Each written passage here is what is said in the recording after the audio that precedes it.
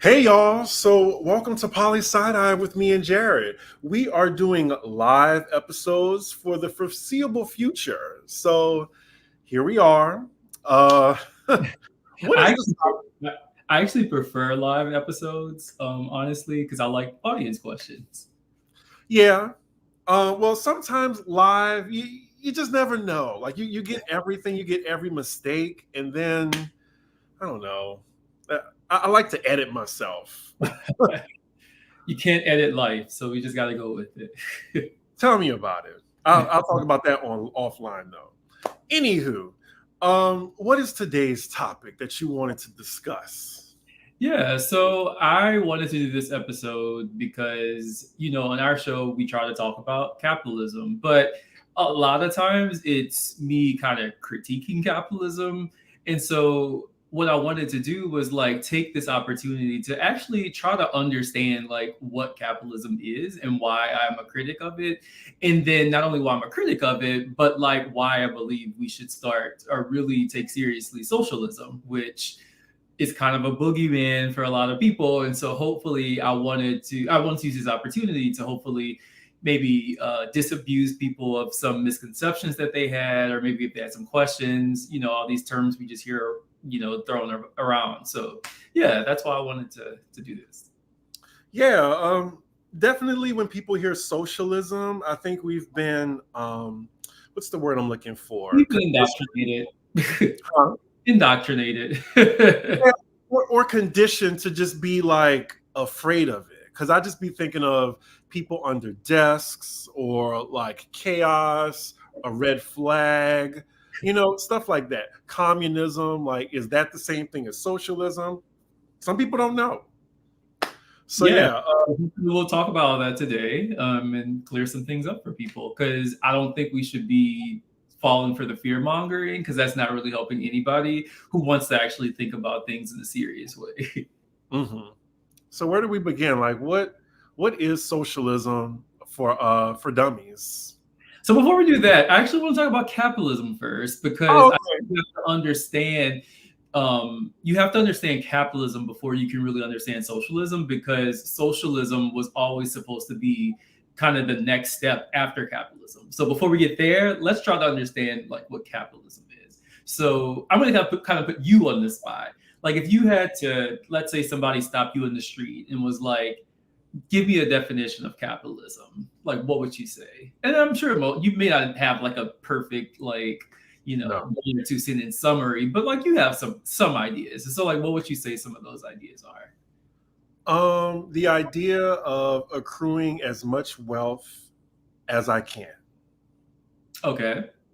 Um, about, I guess the goods and services like Don't try to get technical, just like oh use, okay. don't try to give a book definition, just like in your own terms. Like when you hear capitalism, like what do you think about? The idea that everything is for sale, everyone is for sale. Um, profit, profit, profit. Yeah, like the goal in life is to make profit. Okay. So, all right, I like this. So, one of your first answers was like actually really good, and I wanted to like build on that. Do you remember what you said at first? It was kind Um, of technical. Like, I think you said, accruing wealth. yes, yes. I'm so glad you said that, because that really is the kind of the bread and butter of capitalism. So, like, what is capitalism? So, every human, I won't say society, because society kind of implies there's like some organization, and we haven't always had societies as we understand it. But let's say since the beginning, human beings have had to figure out ways to essentially reproduce themselves, to make it to the next day, to get whatever they needed: food, water, eventually shelter from the elements, whatever. Like that has been like the most fundamental question that humans have had to answer, like for as long as we've known. And so whether it's the hunter gatherer days, people, in small kind of groups trying to find food, or whether it's feudalism or whatever. Like human societies have always had to figure out a way to like answer the question of like, how am I going to get the things that I need to make it to the next day? Now, capitalism in particular is unique because um, prior to capitalism, this notion of like accumulating, or a surplus, as some people would say. So a profit is just another name for a surplus. So it's whatever you need plus some. So like capitalism was the first time that we really, in a systematic way, started to ask the question of, okay, well, rather than just having like the basic things we need, like just surviving, or like subsistence as it's called, like what if we can just like figure out a way to accumulate, so you don't really have to worry about the things you need. You can just like accumulate and accumulate wealth. All wealth is just another term for essentially the goods that you, or the things that you could accumulate to do that. So like don't get caught up in like the technical language. I'm going to try to keep this really basic because I think it's really important to understand like why we have issues now, and then why I think socialism is the answer to those issues.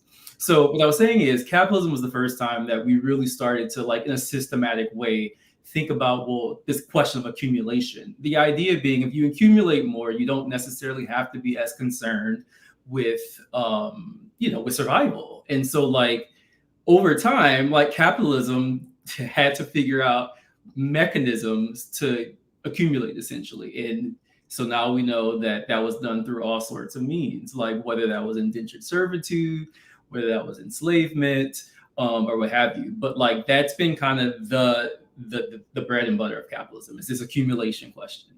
Now, the reason that capitalism is so, let's say, contentious. So capitalism is a system in which there is a lot of kind of confrontational element of it, is because it's the question of like, well, who's actually producing the things that are being accumulated?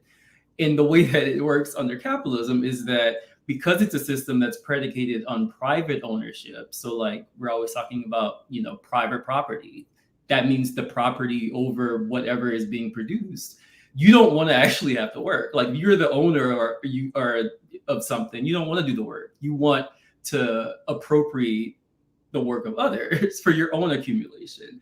So capitalism appropriates, in this case, the private owners appropriate the labor of the people who don't own anything. In this case, people like me and you who have to go out, and the only thing that we really own is our labor to sell to people so that we can get a wage back, to have some of that that's been accumulated. So our wage is essentially a way for us to like access some of that accumulation. But then what happens when the accumulation starts to, let's say, accumulate too much in the hands of a handful of people? Well, then you have a situation where the rest of us who don't own any of these things then have to like fight over smaller and smaller scraps of what's left. And that's when you end up with inflations often. That's when you end up having to work more and more to be able to like get the wages you need to like get the things you need. And so that in a nutshell is capitalism. And so I wanted to do that because when we hear capitalism, we also kind of immediately think, oh, it has to be like this awful thing. And I don't want to like I don't want to just tell people that. I want to kind of lay out, what it is. And so people can decide for themselves. Now, to be fair, like there's also been we can say that capitalism, despite all of the brutality and so forth, has in parts of the world managed to raise its standards of living for the people who live there. So like what we can experience, even though our lives might suck under capitalism, we might say that, okay, well, at least we don't have to spend all of our waking hours, or most of us don't have to spend all of our waking hours wondering, whether or not we're going to have a morsel of food today. Like, so we could say, okay, well, capitalism kind of did some things, but how did it do those things? That's the question. And like, that's the ethical question, like, is how do we do those things? And so hopefully that was, that cleared some things up for people. Yeah, you definitely broke it down. I kind of get it. What is the so when the wealthy or the person that owns like the private property, like when they accumulate this wealth, isn't them spending their money on goods or services? Isn't that them putting it back into the economy or no? So here's the thing with capitalism. So like one of the supposed virtues of it is that, well, if you the people who own these, what's called the means of production. So essentially the things that we need in to make it to the next day, essentially. The people who own these things are, in theory, supposed to take some of that surplus and use it to buy new machines, to hire new people, to kind of expand the system. But when you expand the system, like that means you also have to spend more to like keep it going. And so there is one side, the spending side of it is in respects really important, because if you just produce all this stuff and you didn't have anybody to actually buy any of the stuff, then like what would be the point? You just have all this like stuff. So like, but the thing is, like after a certain point, like there's only but so much you can spend your money on. And so like what ends up happening is that you have very wealthy people who accumulate more and more of this money, and like a share of what they actually spend shrinks. And so like the rest of their wealth, they then are like, well, now I got to find something to do with it. And that's when you start to see them playing the stock market and like things like that, where they have to find other or buying real estate or what have you. And so the consumption part is really important, but I would argue it's the most important question in capitalism really is the productive one. Like, what are we producing? Because if we don't produce anything, we can't consume anything. So like, you really should start there. Yeah. And speaking of the stock market, isn't it down right now exponentially? Yeah, so it is. And that's for a host of reasons, which are kind of hard to explain here. I would need way more time. So, okay. Yeah. So let me bracket that question, because if we have time, I'll come back to that. Okay. Yeah. So that's capitalism. So like, what are the issues with it? Like, why am I always, going off on capitalism, whatever? So for me, I have a few reasons. So the first reason is, as I kind of said before, like when wealthy people accumulate and accumulate and accumulate, like at some point, like you're going to hit a point at which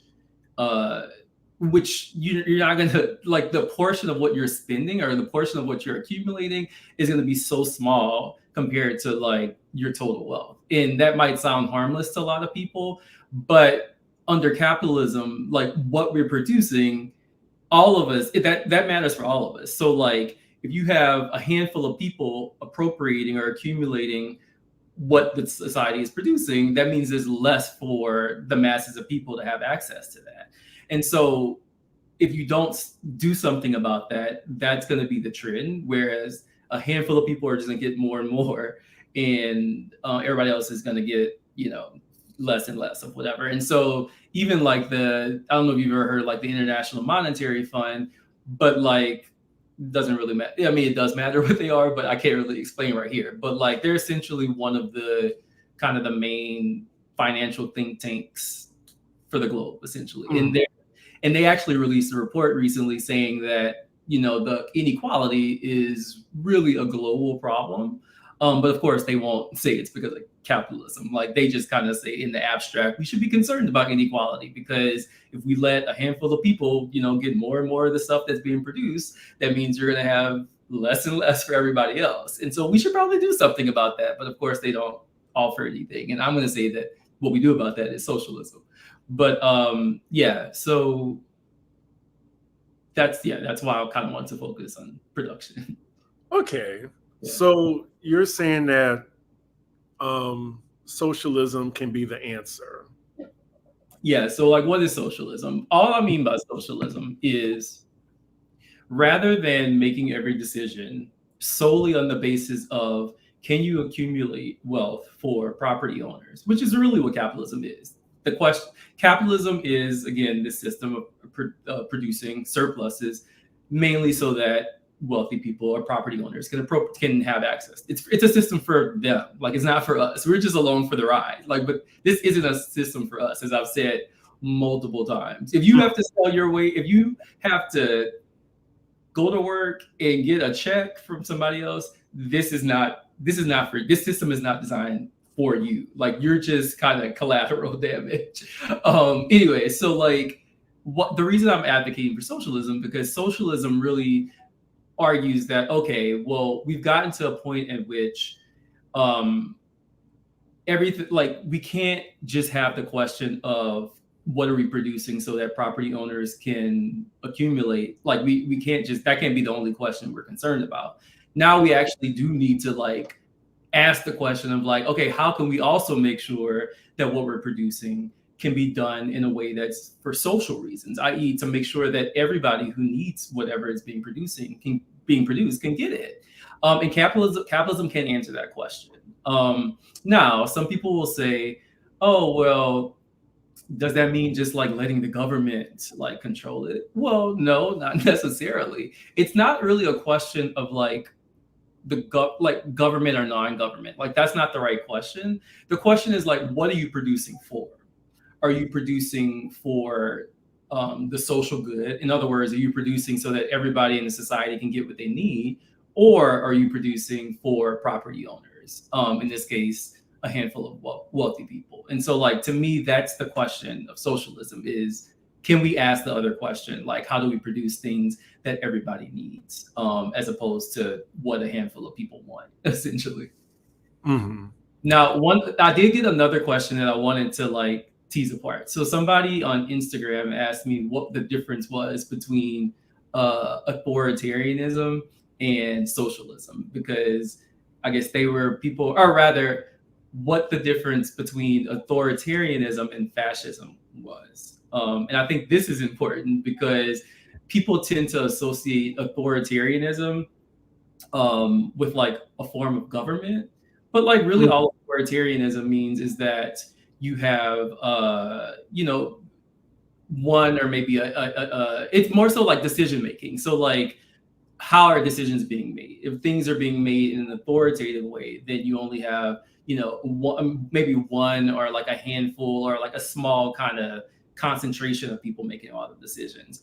Or I guess in a more, let's say the opposite of that wouldn't be fascism, it would be democracy. So like, democracy would be in a more, let's say, collective fashion, or let's say everybody, in this case, everybody has a say in the decision. So I want to make that distinction because people tend to think of socialism as being authoritarian, because we have this association, I don't know, with like you said, like Russia or whatever, I don't know, but like, that has not, like, socialism isn't, that's not what that's about. Like, socialism is about again, what I was saying earlier, like, how do we, produce the things that we need is the question. Can democracy exist in socialism?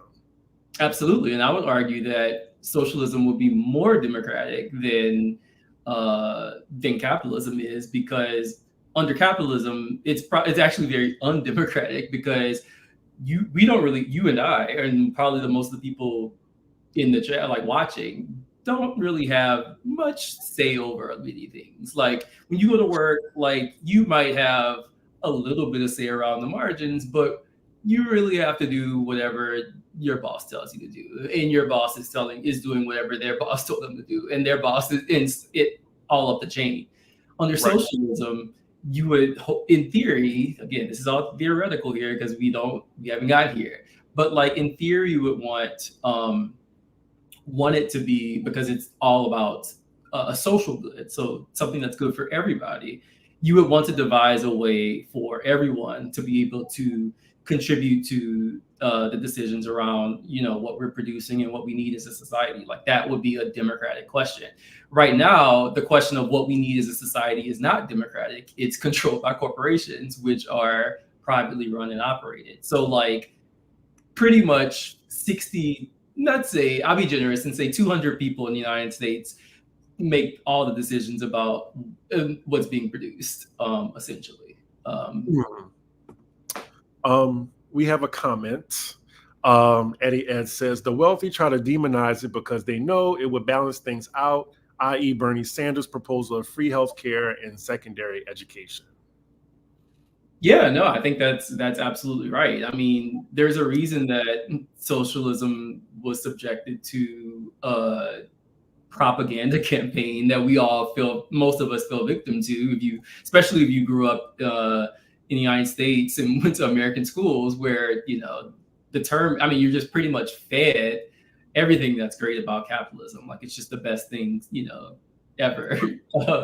And so, like, that really doesn't do anybody any service, aside from, like you said, the wealthy people who are like, we don't want people to think that it has to be, it can't be any other way. Like, and so in America, the way that capitalism really is locked in is through the legal system. The legal system is what gives this whole kind of system its structure, because corporations have, through the legal system, made it so that they are entitled to the same rights as individuals. And so, like, if a corporation is an individual, who do you think is going to win between us, or one of us, and them? And so, like, you've already, like, pretty much undermined any attempts that you can make against it by relying on the legal system. And so, I mean, by resorting to the legal system. So yeah, like, the wealthy always find ways to the commenter's point, to, like, drive home this idea that capitalism is like nature, essentially, instead of, it's a historical product, it's not nature. So my question would be, like, under socialism, does everyone make the same as far as wages? So, like, everybody across the board? No, it doesn't have to be that way. So so what I would argue is that with the socialism should take up the question of what are the things that people need. So I would argue that, well, okay, what do you say that what are the things that you need in your day-to-day life? Housing, healthcare, food, and education when I was younger, but I would say those four things would be important. Right. Okay. So those are some great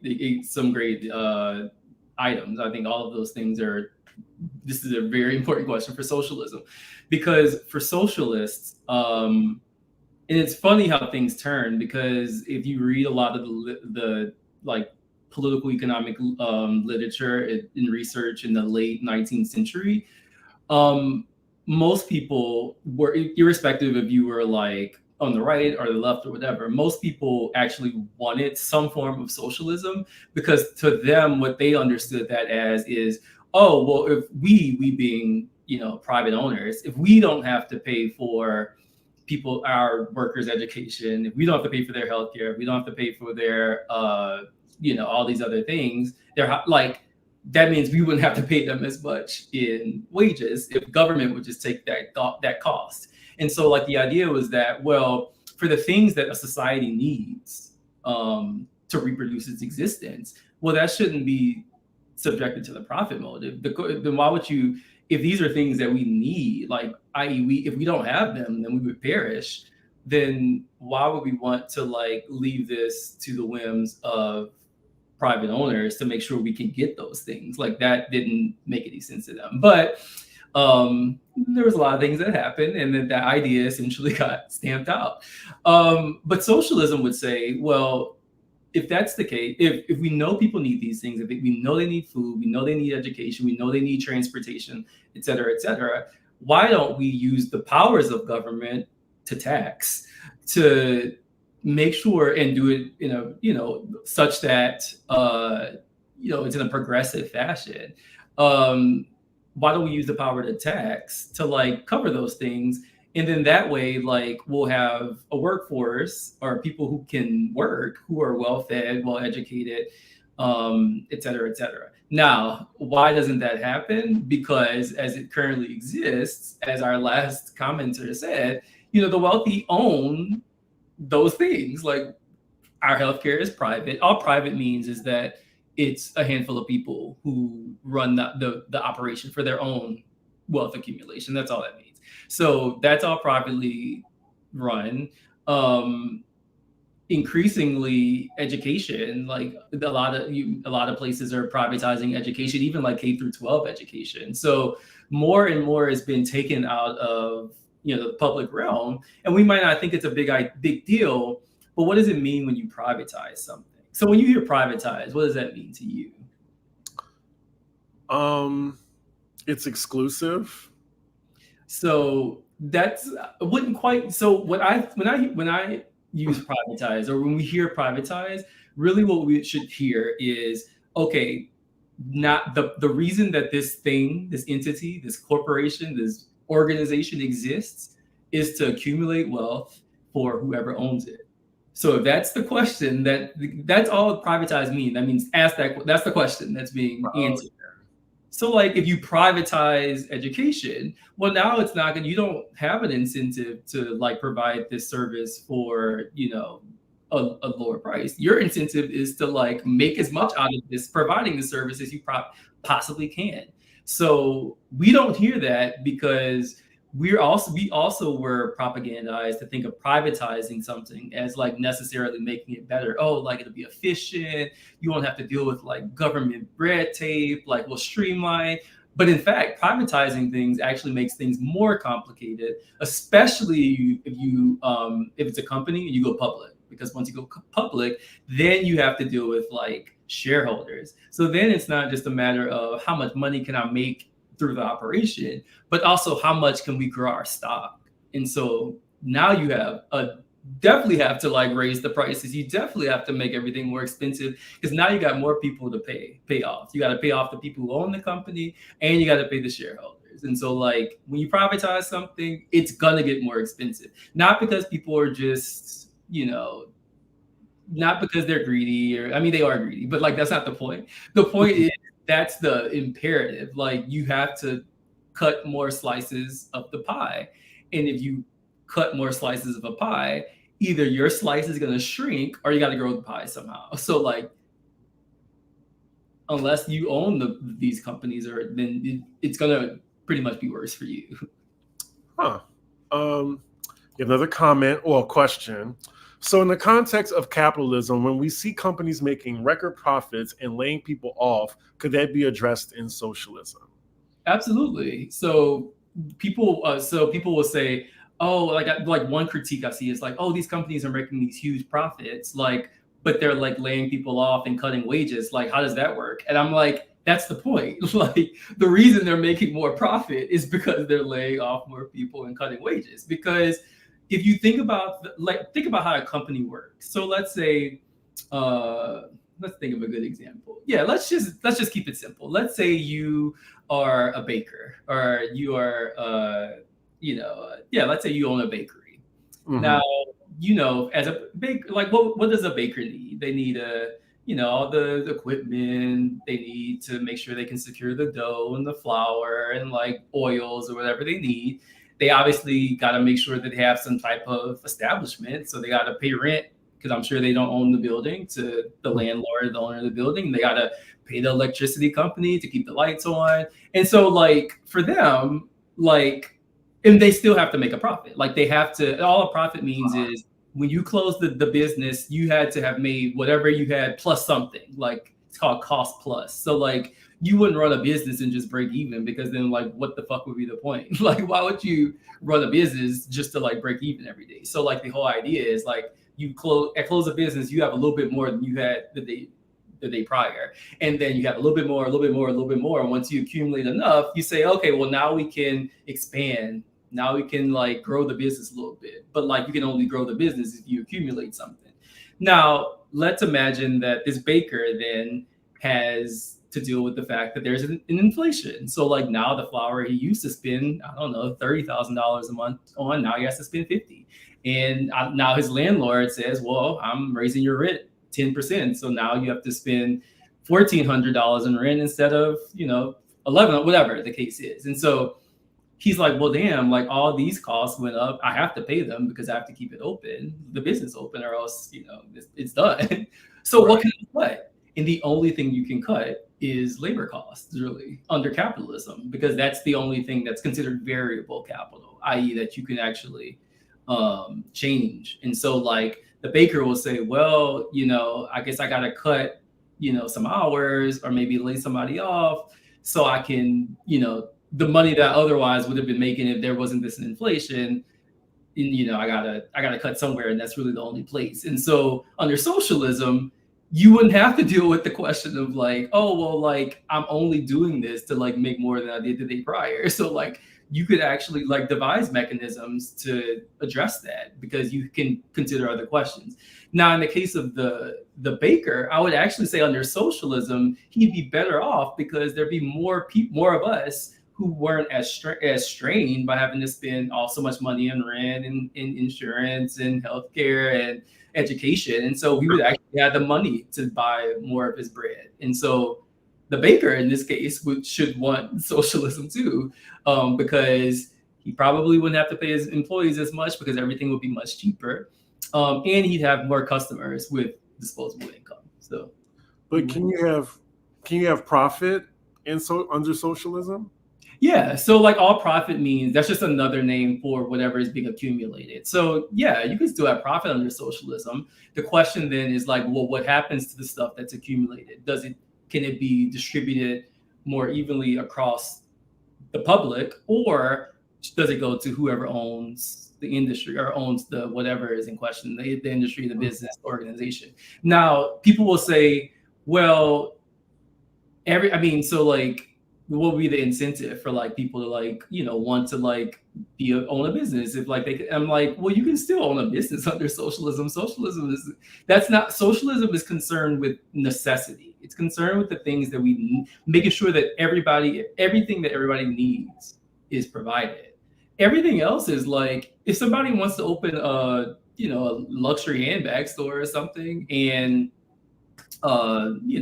makes own that and like, sure, like you don't need a luxury handbag to like sustain you can still have like, most economies are going to be what's called a mixed economy anyway. You're going to have elements of all different sorts of characteristics, and so don't get hung up on the terminology in as much as the kind of the broader idea.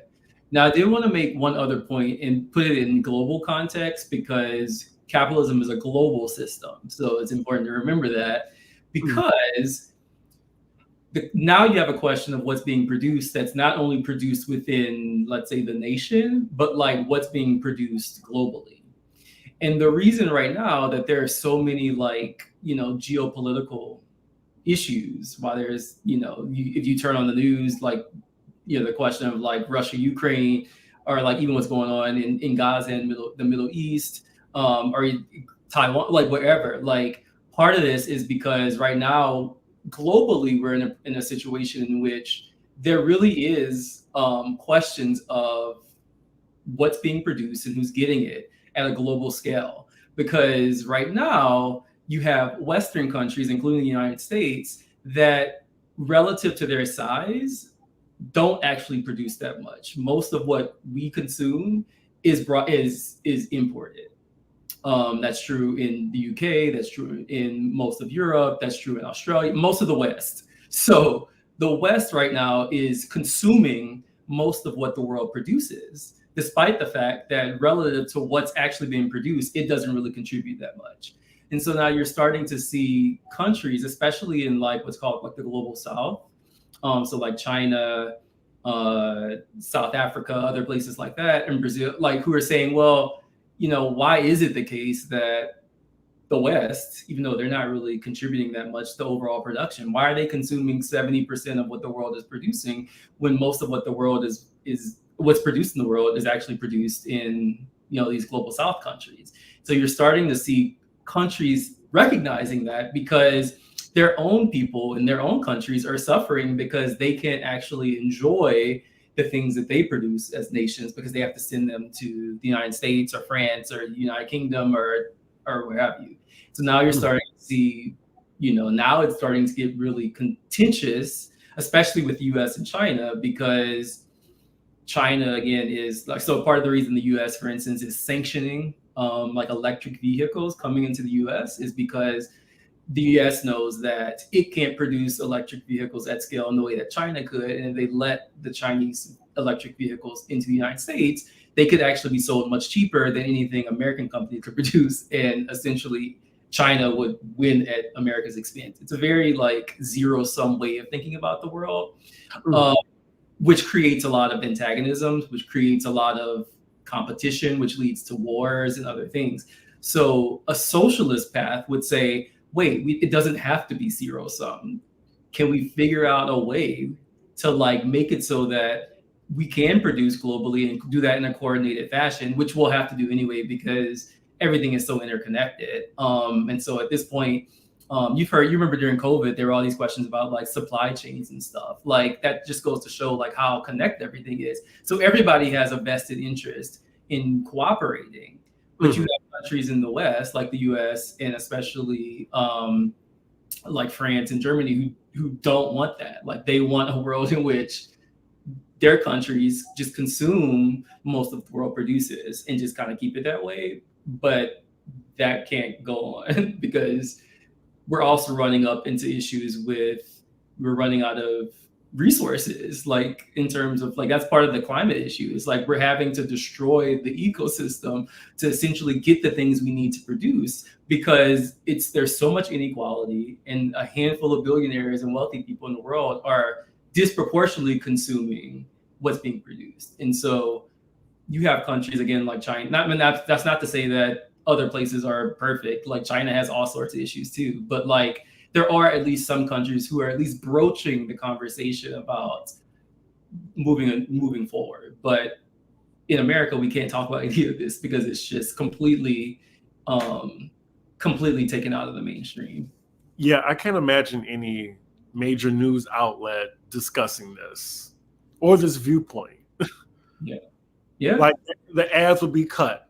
Yeah, exactly. It's just like if they ever invited me on like, MSNBC or something, like they would cut to commercial like the moment I Speaking of which, I'm hoping YouTube doesn't demonetize me just because I'm talking about this topic. Yeah, I mean, I feel like I didn't say anything like explosive. Like the thing is, if you go read, like you kind of have to read between the lines. So if you read like the World Bank and like the IMF, if you read some of their so they each have like think tanks that produce reports and stuff, and they're saying a lot of the same things I'm saying. Maybe not as like dark, like as curt as I'm being, but like they're always saying like, oh hey y'all, like there's pretty much like 100 people who are consuming like 20% of like what the world is producing. So like maybe we should like figure something out. But we don't really know what else to do because we can't say socialism. So like we're just gonna stop there. So like there are people that are like even like mainstream institutions that are acknowledging that these problems exist. Or like for instance, debt is another big thing. So like in the United States, the amount of indebtedness in the country is starting to really weigh on the economy because what you're seeing is that more and more people most of their check is going towards paying off debts. So like they can't, consume, which they can't shop, they can do that, they can go all these whatever without going into debt. But when you go into debt, that also generates inequality because when you have a credit card, you think it might be, I don't know, Chase loaning you the money, but Chase isn't anything but like a handful of wealthy people. So really it's a handful of wealthy people loaning you their money that they appropriated, loaning you their money that you have to pay back to them with interest, usually high interest. I remember you talked about this. Yeah. And so like the World Bank had a report that was essentially like, yeah, the global indebtedness is really a problem because now people can't even consume the things we're producing because they have to pay back all these debts before they can do that. So now you have people you have rising starvation, you have rising homelessness because people can't even afford to like after they pay, for insurance, whatever, like they can't afford to pay $2,000 in rent for a 1-bedroom. And so, and so they had this whole report saying like this indebtedness problem is like leading to, rising this, that, whatever. But of course, they never give any they don't say what the issue is. They don't say it's because every decision that it's made in the society has to answer the question of how do you make the private owners of this entity wealthy? They don't say that, but like that's the fundamental question. And so what I'm saying is like we got to ask another question, which is the socialist question, which is how do we produce for everybody who needs it globally, not just the United States, globally. I also want to say right quick, just talking to y'all in the chat, we have about 50 of y'all in the room, in the classroom. I feel like everyone is just really listening instead of asking a question, but feel free while we're on here to ask a question in the chat because we can take a break from talking about it to answer the question too. Yeah. So I saw someone's. I'm learning a lot right now. Did you see Eddie Ed asked a good question. So he said, is that why Sanders proposed the idea to stop allowing people to be billionaires? Yeah. So I think Sanders understands that under capitalism, the economy is zero sum. Again, it's not because people are evil or anything. It's because that's the way the legal system is designed. Like it's designed to funnel wealth to people who own things, and people who own things are typically wealthy. And by own, like if you have a mortgage, I'm not to rain in your parade, but that's not considered ownership because a mortgage, you're technically just paying the interest on the loan that the bank gave you that you won't technically have ownership of until that loan period is done. So after you pay off the mortgage. So you're not classified as an owner. I'm talking about people who own industry, like Elon Musk or Jeff Bezos, like big like owners like that, and then the families or the Waltons, and Walmart makes money for the Waltons and the people who at the very top. That's who Walmart makes money for. They don't care about their employees. They don't care about us. They make money for those people and their shareholders. And it's not because it's just they're mean or evil. It's because that's the way that capitalism, that's the idea of capitalism. And we just use the legal system and the financial system, the tax system to make sure that they are benefited. But it's not a evil thing. It's like that's just, I'm not saying that's just the way it is because it doesn't have to be that way. But that's the way it's been organized. And so I'm just like, well, let's just reorganize it. Most of the things are not even that hard to do from like a technical standpoint. Like most of the issue, like you could easily just change like the tax structure or change the legal. I mean, you can change those things. I mean, that could be done in like 20 minutes when you can use AI to do that. But like the issue is the politics. The issue is the 8 to 10% of people who this organizational form benefits have 80% of the wealth in the country. So like they have the whole kind of political and economic apparatus at their disposal. And so like, even though there are more of us who don't benefit from the system, we have to work doubly hard to like educate ourselves about this whole system of capitalism and the legal systems. We have to educate ourselves about the history because we're not going to get it from school because, as I think somebody in the chat said, like, why would billionaires like let us know that there are alternatives? Mm-hmm. Mom and Eddie asked, how can we get to socialism? And I feel this way too because I feel like the corporations, like, they basically buy our politicians. Like, how do they get donations if you're going to run on like socialism? I feel like it's going to be impossible for a candidate to even do that. So it just feels like a stalemate. So I want to reframe the question a little bit and I'm going to say the question shouldn't be how do we get to socialism, but rather how do we get some forms of socialism? And so that might sound like splitting hairs, but like I think by saying getting to socialism implies like there is this like perfect utopian space out there, and we just have to, just keep fighting to get to the promised land and follow the yellow brick road. But that's not the way that you change, that societies change. Like you make changes where you can. So like even starting locally, like people are forming unions, and like the unions aren't perfect. They have all sorts of problems, as will any organization.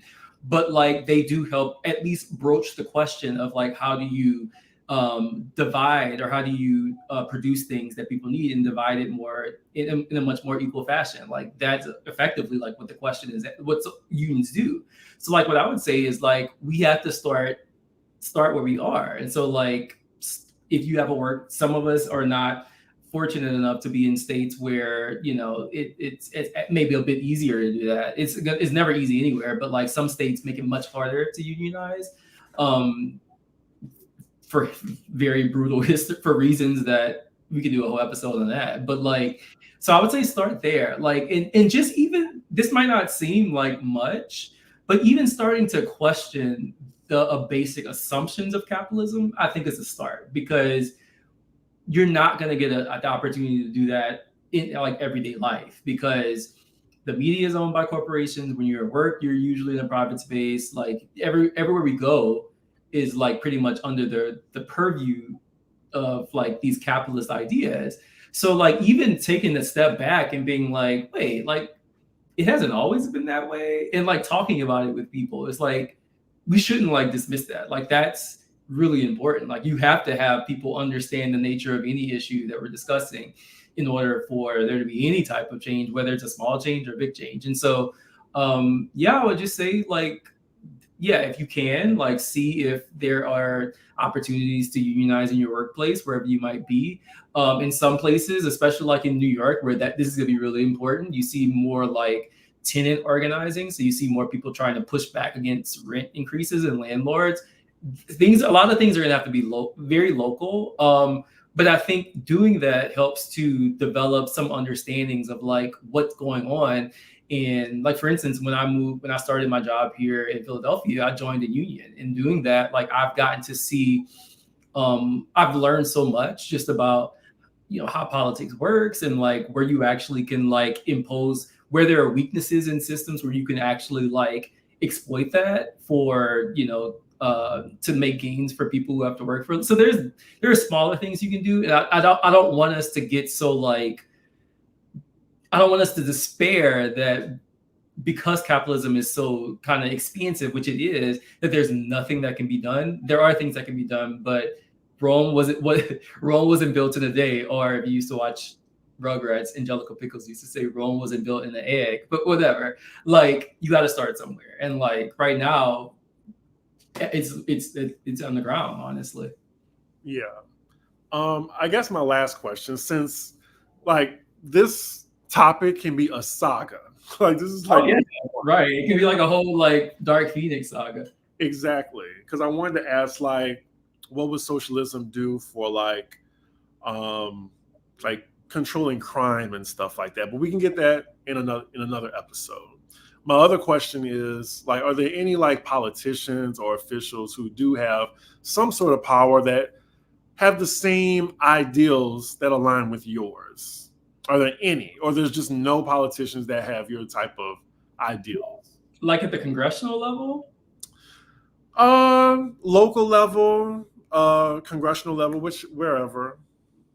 Yeah, I mean, I see people articulating, even, Philadelphia it has a very long corrupt history, as do most of these like major Democratic cities in the Northeast, or in the Midwest, Chicago, Philadelphia, Boston, all them. But there are candidates I come across who are arguing for some form of what's usually called democratic socialism. So like,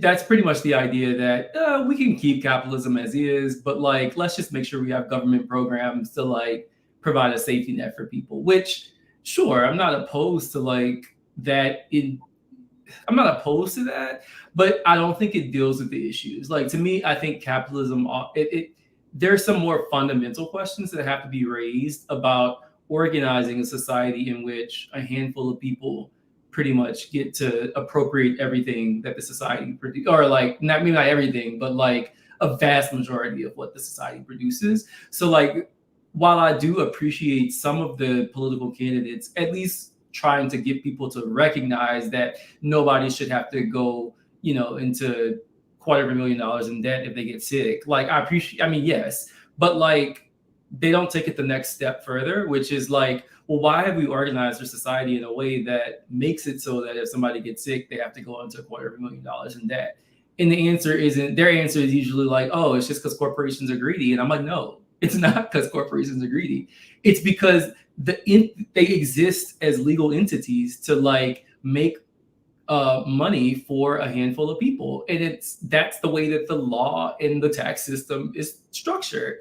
So like I want them to like go a little bit further, but part of that is like they have to also meet people where they are, and like we've been so indoctrinated to think of capitalism as just nature, as just like the air we breathe, as opposed to like the outcome of history and like actually being propped up by institutions. It's not natural, like it's propped up. And so like my whole thing is we need to start not just critiquing the bad things about capitalism, but just trying to get people to understand that it's not just about good and evil. It's not about that. Like it's just about what is this system designed to do. Like I used the example, if you want to make gumbo, like a microwave isn't really going to get you, it's not going to help you with that task. Like that's not what a microwave is for.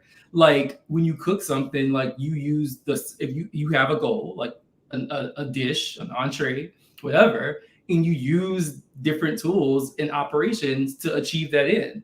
Well, capitalism does that. Like its goal is to like produce wealth for people who own industry, and it's doing that, but it's doing that for them at the expense of everybody else. And what I'm saying is, rather than that being the end, I'm saying the primary concern is how do we produce for society, for everybody. And then once everybody has what they need, then people can go do whatever the fuck they want. They can go charge whatever for purses and makeup and eyebrow technique, like we do all that shit. But like for the questions of what people need, that needs to be answered another way so that we can actually start to like cook something different. But I think sometimes we think that we can just use different tools, which sure, but like some tools just can't make certain things. Like you don't need you don't need a knife. Well, I guess you do need a knife if you're cutting the meat for the gumbo. But like, let's just go. You don't need an axe to make gumbo, but like an axe can maybe produce other things. But you just got to make sure the tools you're using are suited to whatever the end it is. And the thing is, we often don't talk about the ends. And I'm always getting us to be like, okay, so what do we want? Like, what's the world we're trying to build? Before we get to the tactics, like, what do we want? And I think most people want a world in which they know that they can wake up and not have to worry about whether or not they're going to have enough to eat, a roof over their head, or a way to transport themselves wherever they need to be or wherever they need to go. And if they get sick or break their leg, like they don't have to go into like bankruptcy. Like I think that's what most people ideally would want. Now I'll say one other thing because I think this is important, because there is the question of like racism or sexism. So like, can socialism deal with that? So what I will honestly say is, well, I think we need to be realistic about what we think institutions can do.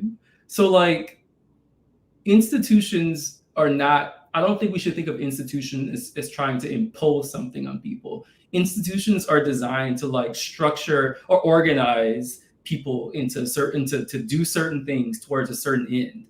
We're never gonna have a world in which people are not or everybody's nice to each other, or there's never any conflict or social grievances, or like that's never gonna not exist. And you don't want to rely on force to like necessarily impose certain ideas on people. Like I don't think that's helpful. But what I think socialism can help us with, so I'm not going to be pie in the sky and say like, oh, socialism is a utopia or everybody would be, we just go by. No, like people, like niggas still a fight. Like that's going to happen regardless. But like what I do think would help with is that socialism would help to ease a lot of the tensions that come, I think, with like competition in everyday life.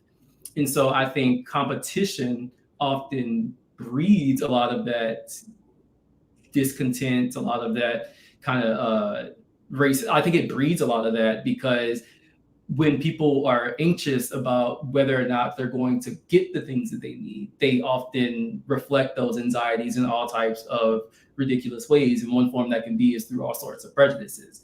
And so I think if you could organize a society in which people's basic needs are met, I do think that you would have, and that includes everybody. Like you can't exclude people from that project. And so the issue has been part of the reason America has its problem right now is like, well, we had a very light form of socialism in the mid 20th century for some people at the exclusion of other people. And obviously in this case, Black people, but not just Black people, also natives, etc. And so like, we also know that you can't do for some and not for others. Like socialism means everybody.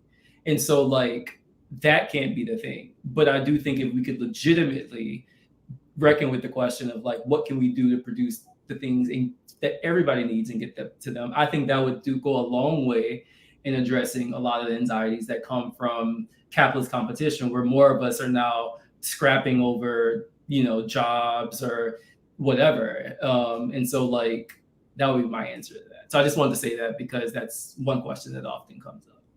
Yeah. I knew that was going to probably come up in the chat anyway. Like, well, in the comments, like, what is racism factoring in? But I think we're going to have to cap it right here. Yeah, we've been talking for a minute.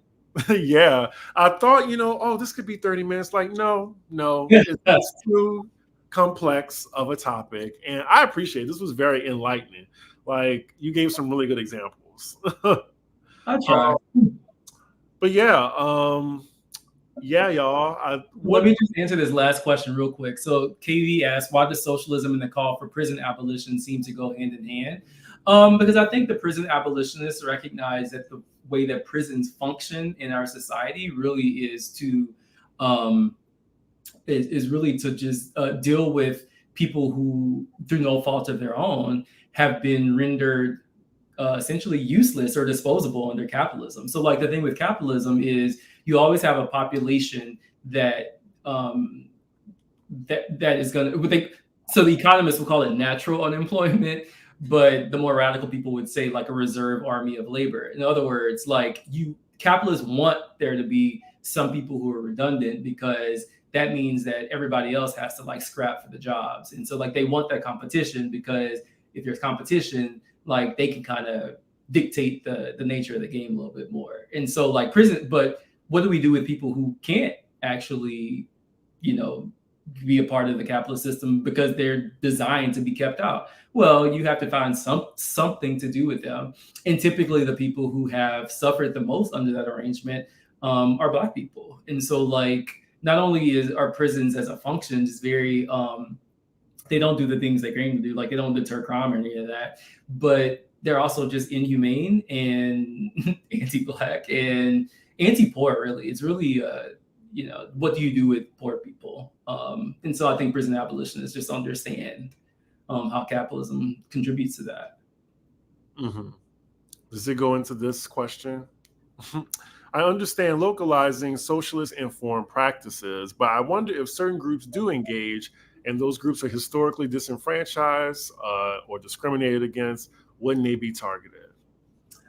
So this is one of those questions about, so there has been instances in the past in which you have many unions, for instance, that were notorious for being racist towards Black people and other non-white individuals.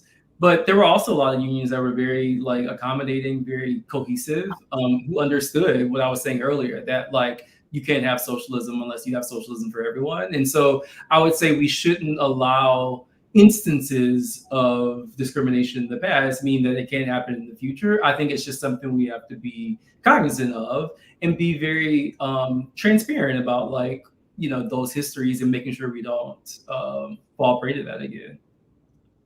Okay. Well, thank you for your time again. I feel like next week we could probably do like just an episode just with question and answering. Yeah, that's fine with me. you have any book recommendations? Just go read the Communist Manifesto. The Communist Manifesto. Yeah, fun read, very short. Yes. Okay. Well, y'all, that was our episode. We might have to do a part 2 and maybe do like a volume with that as well. So where can they find you? Find me on Twitter, JAYC Tiger Fan. Also Instagram, there less frequently, but I'm still there. So okay, and yeah, y'all know where to follow me. As far as the whole Housewives bullshit, that will be up tomorrow. Housewives of New Jersey. I'm working on Dubai. Please do not ask me. What else? Wait, why you said the bullshit? Something happened? Oh, I mean, with the Housewives of New Jersey, like it was a lot. I was filming that like most of the day, just trying to do that and editing. So that'll be up tomorrow. Reality TV, it's a good escape from the real shit that we talking about. That's a whole different world from me. So right. But yeah, y'all, this was a great conversation, and thank y'all for participating, and we will see y'all for the next chat. So make sure you like, comment, and subscribe, and I will see y'all for the next episode. Bye.